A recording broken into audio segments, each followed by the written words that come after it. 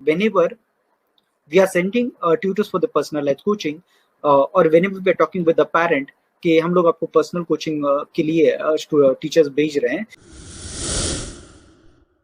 तो ऐसे केस में बहुत सारे पेरेंट क्या बोलते हैं कि I don't want to go by agency और with the institute, I want direct tutor and I'll want to directly deal with the tutor. Now in this case, I just want to tell you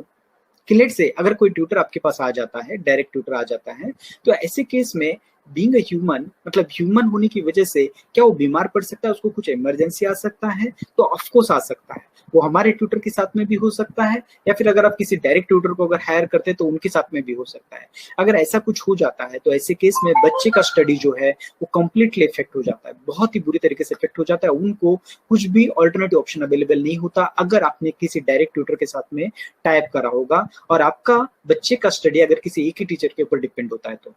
अगर आप किसी institute के साथ में, agency के साथ में अगर जाते हैं, तो ऐसे केस में बेनिफिट क्या हो जाता है कि अगर एक टीचर के साथ में कुछ हादसा हो जाता है या फिर कुछ अगर इमरजेंसी उनका आ जाता है, वो नहीं अटेंड कर पाते आपका क्लास उस समय पर, ऐसे केस में आपके पास एजेंसी वाले या फिर इंस्टीट्यूट वाले जो होते हैं ऑल्टरनेटिव ऑप्शन इमीडिएटली खड़ा कर सकते हैं। अभी एग्जाम के टाइम, क्रूशियल टाइम पे अगर आपका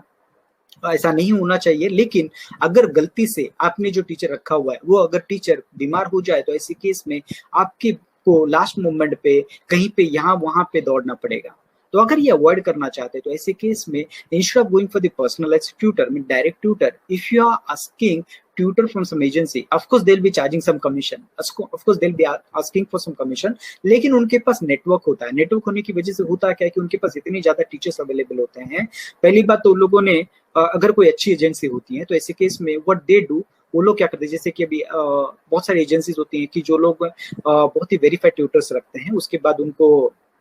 ट्रेन करवाते हैं, जिसे हम लोग भी हमारे टीचर्स को ट्रेन करवाते हैं, हम लोग वेरीफाई करते हैं। अभी हम लोग लास्ट 12 साल से अगर इंस्टीट्यूट चला रहे हैं, तो ऐसे केस में हमारे पास जितने भी टीचर्स हैं सारे के सारे इस तरीके के टीचर्स हैं कि जो सालों से हमारे साथ में काम कर रहे हैं।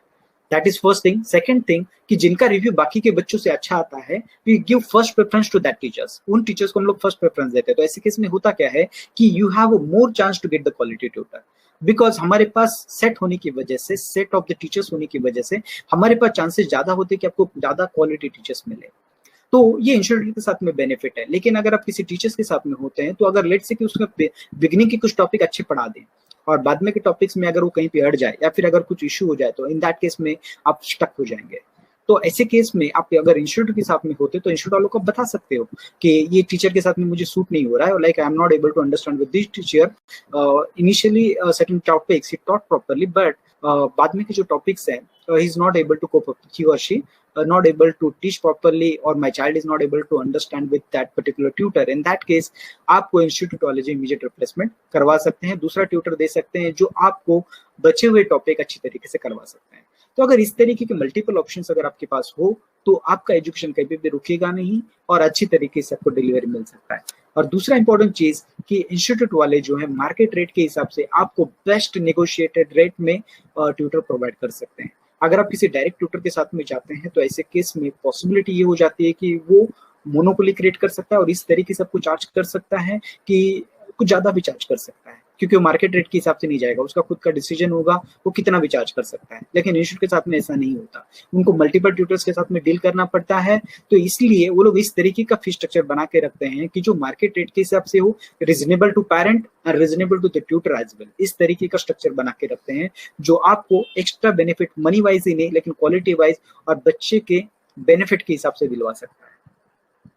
और भी बहुत सारे वीडियोस हैं जो मैं आने वाले कुछ समय में डालने वाला हूं, जो डेली या फिर ऑल्टरनेट डेज पर होने वाले हैं। तो इस तरीके के वीडियो को आपको जानने के लिए या फिर इस तरीके के सवालों के जवाब जानने के लिए आपको मेरे साथ में जुड़ना पड़ेगा। उसके लिए आप चैनल को सब्सक्राइब करिए, अगर आप इंस्टा फेसबुक पर देख रहे हैं तो फॉलो करिए, ताकि मैं आपको इस तरीके का इन्फॉर्मेशन देते रहूं जो आपको हेल्प करेगा आपके बच्चों के एक्स्ट्रा कोचिंग के डिसीजन को कॉन्क्रीट बनाने के लिए या फिर उसके सवालों के जवाब जानने के लिए। Thank you.